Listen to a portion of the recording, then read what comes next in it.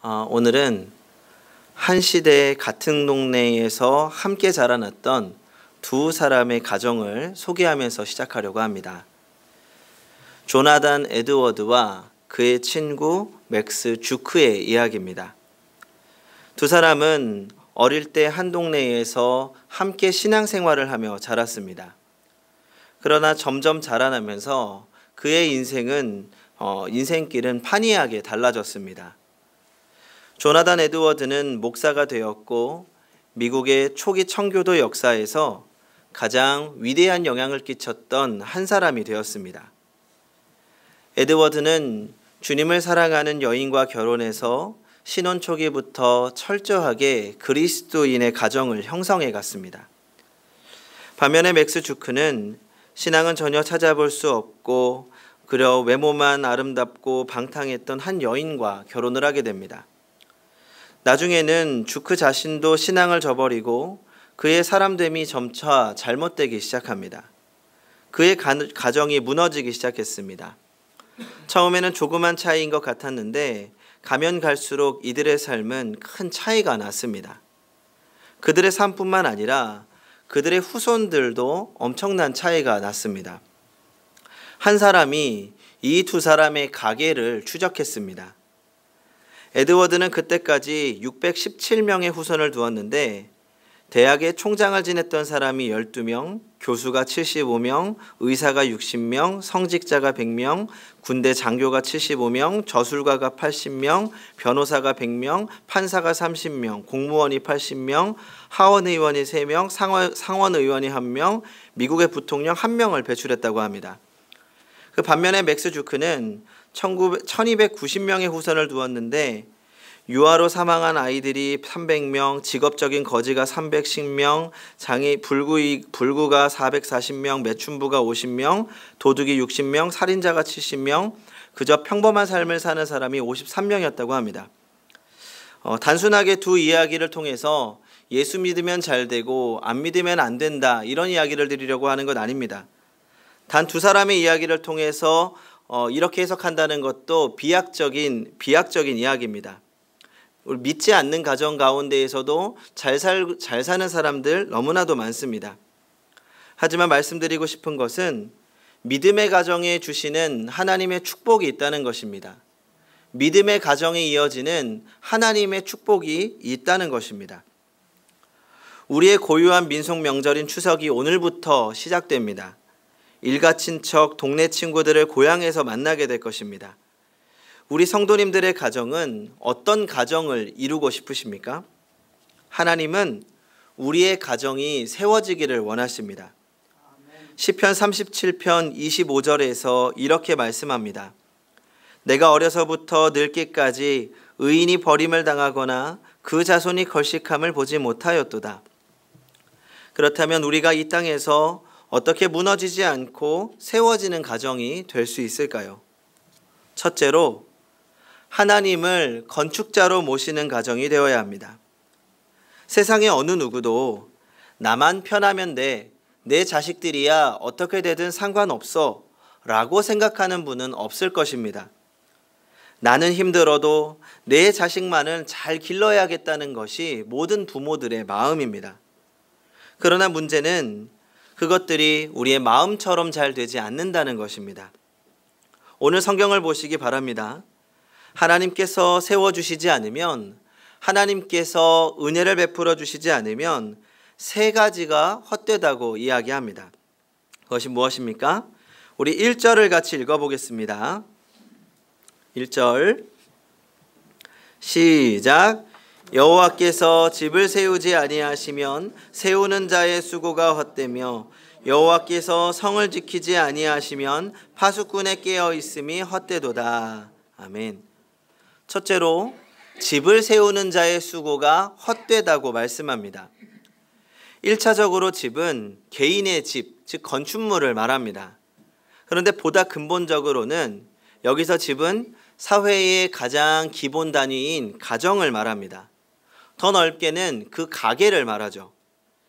그러니까 하나님이 세워주시지 않으면, 하나님의 축복이 없으면 아무리 인간이 노력을 해서 집을 지으려고 해도 성공하는 가정을 이루려고 해도, 축복받는 가게를 만들려고 해도 잘 되지 않는다는 말입니다. 둘째로, 성을 지키는 수고가 헛되다고 말씀합니다.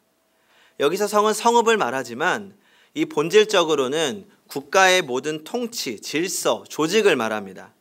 그러니까 사회와 나라가 부강하고 안전하기 위해서는 인간의 노력만으로는 부족하다는 고백입니다.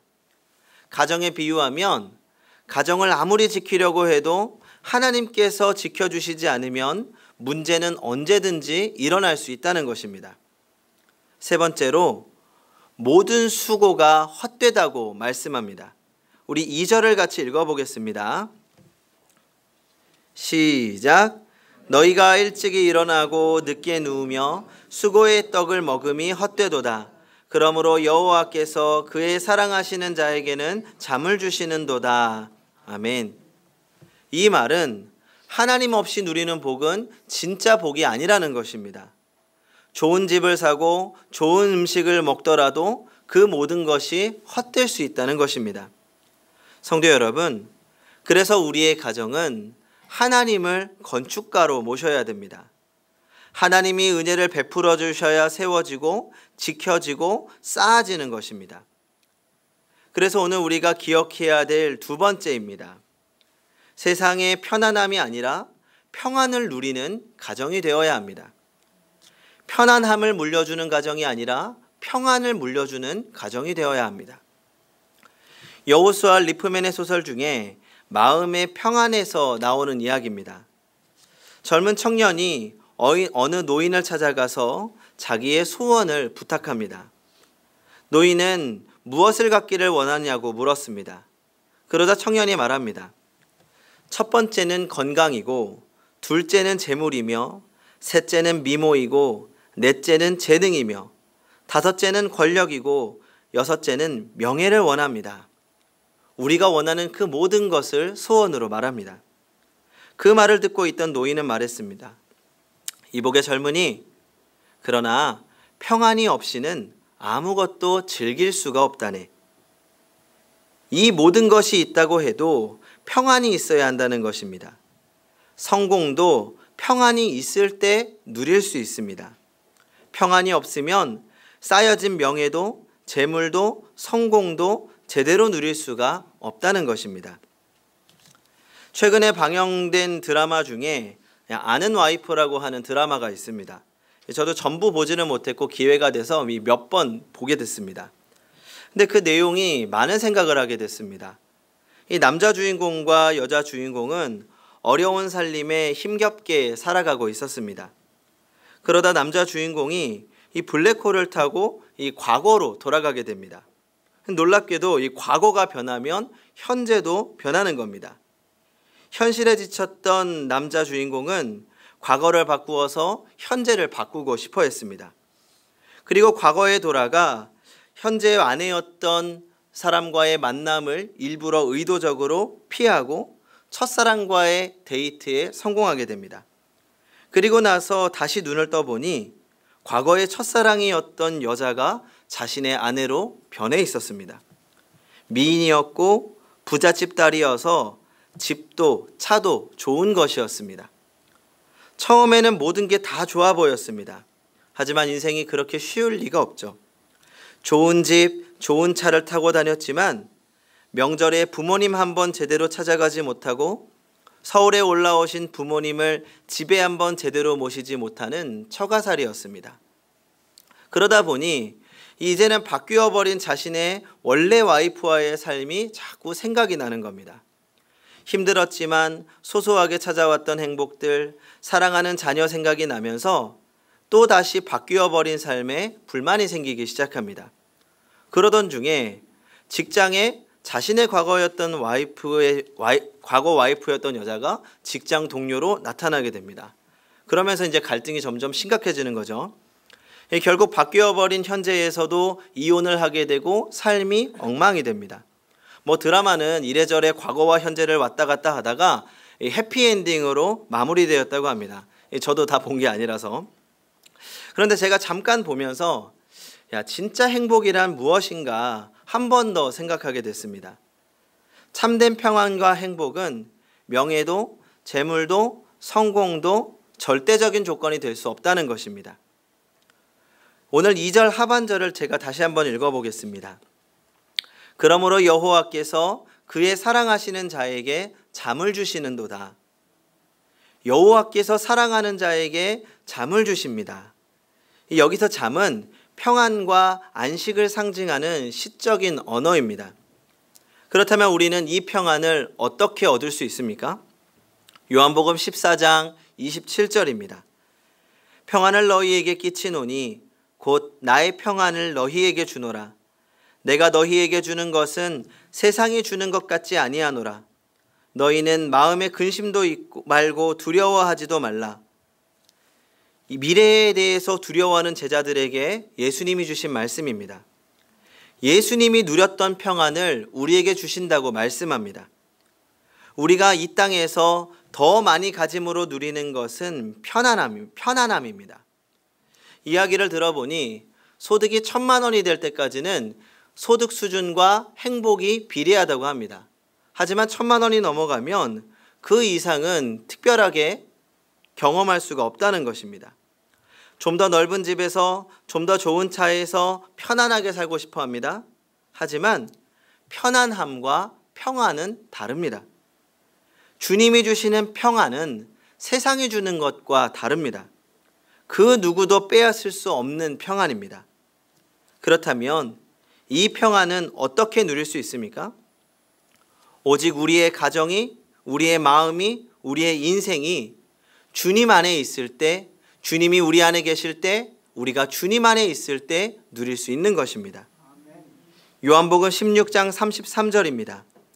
이것을 너희에게 이름은 너희로 내 안에서 평안을 누리게 하려 함이라. 세상에서는 너희가 환난을 당하나 담대하라. 내가 세상을 이기었노라 하시니라. 아멘. 그래서 우리는 자녀들에게 편안함을 선물하기 위해 노력하는 것이 아니라 평안을 선물할 수 있어야 합니다. 그래서 우리가 자녀들에게 전해야 할 중요한 교훈이 있습니다. 바로 기도를 가르치는 일입니다. 지난 수요기도회 때 개인적으로 은혜를 받았던 말씀이 있습니다. 이제 수요기도회 때 시편을 가지고 말씀을 나누는데 시편 4편을 가지고 말씀을 나누었습니다. 이 시편 4편은 저녁의 기도입니다. 시편 3편은 아침에 드리는 기도이고 시편 4편은 저녁에 드리는 기도입니다. 우리가 새벽 기도를 강조하면서 하루의 시작을 기도로 시작하는 것이 매우 중요하다는 것을 잘 알고 있습니다. 그만큼 시작의 기도가 중요한 만큼 마지막의 기도가 중요합니다. 왜냐하면 저녁의 기도는 우리에게 두 가지의 유익을 주기 때문입니다. 첫 번째로 마음의 기쁨이 회복됩니다. 시편 4편 7절입니다. 주께서 내 마음에 두신 기쁨은 그들의 곡식과 새 포도주가 풍성할 때보다 더하니이다. 추수절 모든 곡식을 쌓아놓은 그 포만감, 만족감, 그 기쁨이 주님 안에 있을 때 내 기도로서 평안함과 함께 주어진다는 것입니다. 그리고 두 번째로 평안한 안식의 준비를 하게 됩니다. 시편 4편 8절을 보시면 내가 평안히 눕고 자기도 하리니 나를 안전히 살게 하시는 이는 오직 여호와시니이다 라고 합니다. 하루 중간 가슴이 아팠고 상처받았고 무거웠지만 내가 하루의 마지막을 주님 안에 있음을 확인하면서 하나님 안에서 안전함 가운데 안심하고 잠자리에 들 수 있다는 것입니다. 그래서 저도 잠자리에 들기 전에 저도 개인적으로 기도를 하지만 무엇보다 제 아이 윤희와 함께 기도하려고 노력합니다. 아이에게 어린 시절부터 기도를 가르치는 겁니다. 아직 윤희가 어려서 기도가 뭔지 잘 모릅니다. 같이 기도하자고 하면 이제 그날 있었던 일들을 이야기하는 게 기도입니다. 하나님, 오늘 윤희가 어린이집 다녀왔어요. 맛있는 건 먹었어요. TV 봤어요. 친구들과 놀았어요. 등등 이 자질구레한 이야기들을 기도로 풀어내는 겁니다. 처음에는 그냥 윤희가 하는 기도라서 같이 했지, 야, 이게 도대체 무슨 기도일까라는 마음이 들었습니다. 그런데 같이 이렇게 기도를 할수록 우리가 해야 하는 저녁의 기도는 이런 기도라는 생각이 들었습니다. 그리고 이 저녁의 기도가 아이에게 앞으로 평안을 가져다 줄 것이라고 확신합니다. 그날에 좋았던 일들, 그날에 힘들었던 일들, 상처받았던 일들, 속상했던 일들, 이 모든 것들을 하루를 마무리하며 주님 앞으로 가져가는 것입니다. 그리고 마지막 잠자리에 들기 전에 그동안의 하루는 정신없이 주님과 먼 사이에서 상처받고 아팠고 힘들었던 일들, 이 모든 것들을 주님께로 가져가서 주님 안에 머물면서 주님과 솔직하게 이야기하면서 주님 안에 머무는 시간을 갖는 겁니다. 그리고 이 기도를 통해서 우리는 주님 안에 거하게 되고 주님이 주시는 평안으로 살게 되는 것입니다. 그래서 우리는 기도하는 가정의 문화를 만들어야 합니다. 우리 가정은 여호와를 섬기는 가정으로 하나님의 사랑을 받고 있으니까 어떤 것도 염려하지 말자. 근심의 노예가 되지 말자. 두려워하지 말자. 이제 여호와께 모든 것을 맡기면 주님께서 주시는 참된 평안을 누리자. 함께 결심하며 함께 기도하는 가정이 되어야 합니다. 셋째로, 그렇게 기도하는 그리스도인의 가정은 하나님께서 책임지십니다. 건강과 자식만큼은 마음대로 되지 않는다고 말합니다. 사람들은 노년이 될수록 자식에 대한 욕심이 강해진다고 합니다. 자식이 잘 되기를 바라는 마음은 좋은 마음이고 당연한 마음입니다. 그러나 뜻대로 되지 않는다는 게 문제입니다. 어떻게 하면 우리의 자식들도 잘 될 수 있습니까? 후대까지 세움받는 가정이 될 수 있습니까? 오늘 본문 3절부터 5절을 같이 읽어보겠습니다. 시작. 보라, 자식들은 여호와의 기업이요 태의 열매는 그의 상급이로다. 젊은 자의 자식은 장사의 수중의 화살 같으니 이것이 그의 화살통에 가득한 자는 복되도다. 그들이 성문에서 그들의 원수와 담판할 때에 숙치를 당하지 아니하리로다. 아멘. 하나님께서 은혜를 베풀어 주셔야 그 자식들도 주님 안에서 평안을 누릴 수 있다는 것입니다. 그래서 우리는 다른 어떤 그 무엇보다도 우리의 자녀들에게 신앙을 물려주기 위해서 노력해야 합니다. 특히 어릴 때부터 말씀으로 교육하면서 하나님 중심의 가치관과 세계관을 심어주어야 합니다. 사실 오늘 많은 청년들, 많은 사람들이 고민하는 이유는 세상의 가치관과 세상의 세계관 안에서 고통받고 힘들어합니다. 호박수는 돌려놓은 대로 올라가듯이 어릴 때부터 바른 방향으로 자라게 하는 것이 중요합니다. 무엇이 진짜 행복인지, 무엇이 진짜 평안함인지 그것을 전해야 합니다. 생후 4년 동안 인간의 뇌가 3분의 2까지 자란다고 합니다. 이 러시아의 유명한 문호 도스토예프스키가 이런 말을 했습니다. 좋은 기억, 특별히 어렸을 때의 가정생활에 있어서의 귀한 기억처럼 장래에 깊은 감화를 주는 것은 없다. 귀한 성스러운 기억은 최대의 교육이 된다. 그런 기억이 많은 사람은 최후까지 인생길을 바로 걸을 수 있다. 그런 기억이 단 하나만 있어도 그는 그의 영혼을 기억할 수 있다. 그 한 가지 기억이 그를 많은 죄악 가운데에서 건질 수 있다.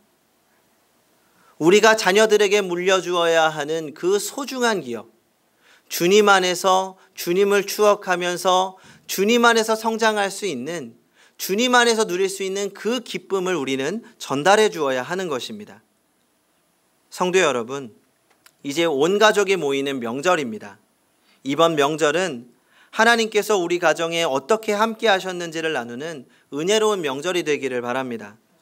온 가족이 함께 모여서 주님이 주신 평안을 마음껏 누리면서 또 그 평안을 함께 나누는, 그리하여 언제나 주님의 가정 안에서 믿음을 세워가는 평안을 누리는 성도님들이 되시기 바랍니다. 기도하겠습니다. 사랑하는 하나님, 우리에게 사랑하는 가정을 주시고 우리 가정 안에 신앙이 뿌리내리게 하심을 감사드립니다. 먼저 우리에게 믿음의 부모로서 주님 안에서 평안을 누리는 신앙의 부모가 되게 하여 주시옵소서. 또한 주님께서 우리에게 주신 평안이 사랑하는 우리 자녀들에게도 이어지게 하여 주시옵소서. 기도를 가르치고 평안을 전달하고 대대로 주님의 축복과 평안을 누리는 가정이 되게 하여 주시옵소서. 예수님의 이름으로 기도합니다. 아멘.